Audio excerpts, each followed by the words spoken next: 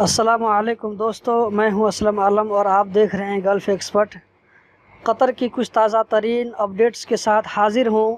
قطر کے وزیر اعظم اور وزیر داخلہ شیخ عبداللہ بن ناصر بن خلیفہ ال ثانی مکہ میں منعقد کانفرنس میں شریک ہوئے۔ مزید ڈسکس کرنے سے پہلے اس ویڈیو کو لائک کریں، گلف ایکسپرٹ کو سبسکرائب کریں اور بیل بٹن کو دبانا مت بھولیں۔ صاحب سمو شیخ تمیم بن حمد ال ثانی کی ہدایت کے مطابق قطر کے وزیر اعظم وزیر داخلہ شیخ عبداللہ بن ناصر بن خلیفہ ال ثانی کی قیادت میں قطر نے مکہ میں ہونے والے کانفرنس میں شرکت کی۔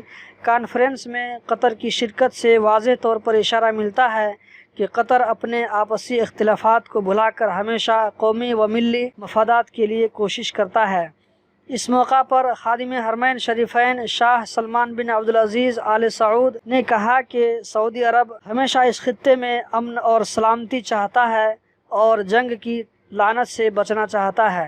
کویت کے امیر شیخ صباح احمد الجابر الصباح نے اپنی تقریر میں آپسی اختلافات کو روکنے کی پرزور اپیل کی ہے۔ کئی دوستوں نے کمنٹ میں مجھ سے پوچھا کہ اس کانفرنس میں قطر کی شرکت کرنے سے کچھ ہوا یا نہیں۔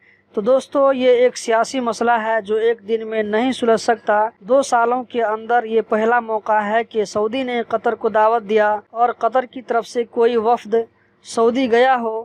جب اس کی پہل ہو چکی ہے تو ہمیں خیر کی امید رکھنی چاہیے اور ساتھ میں ہم دعا بھی کرتے ہیں کہ یہ سارے ممالک پھر سے ایک ہو جائیں۔ دوستو، ہم آگے بڑھتے ہیں اگلی اپڈیٹ کی طرف۔ دوحہ میٹرو اور میٹرو لنک کی سروس ٹیمپروری 30 مئی سے بند ہو گئی ہے اور یہ 3 جون تک جاری رہے گی۔ سروس بند کرنے کی وجہ دوسرے اسٹیشنوں کو بھی اس کے ساتھ جوڑنا ہے، جیسے حمد انٹرنیشنل ایئرپورٹ، قطارہ، قطر یونیورسٹی اور لوسیل۔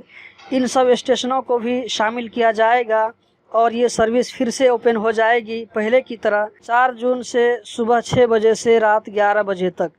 دوستو، آپ لوگوں کی جانکاری کے لیے بتاتا چلوں کہ قطر میٹرو ٹرین کے لیے کروا بس کا کارڈ ہی یوز ہوتا ہے ٹکٹ کے طور پر، اسی لیے عید کی چھٹی میں ایک بار اس کے ساتھ ضرور انجوائے کریں۔ دوستو، اگلی اپڈیٹ یہ ہے کہ قطر ایئر ویز کی سروس اب دوحہ سے رباط موروکو بوئنگ نمبر 787 کے ذریعے شروع ہو گئی ہے، جو کہ ایک ہفتہ میں 3 بار فلائٹ ہوگی۔ آخری اپڈیٹ یہ ہے جس کو الرایا قطر نے اپنے صفحے پر جگہ دی ہے، وہ یہ کہ الوکرا ہاسپٹل میں سالانہ 6000 بچوں کی پیدائش ہوتی ہے۔ تو دوستو، یہی تھی آج کی ویڈیو۔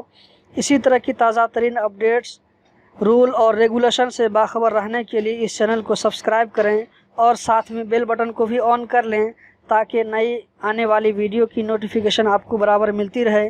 تو ملتا ہوں ایک اور ویڈیو میں۔ والسلام علیکم۔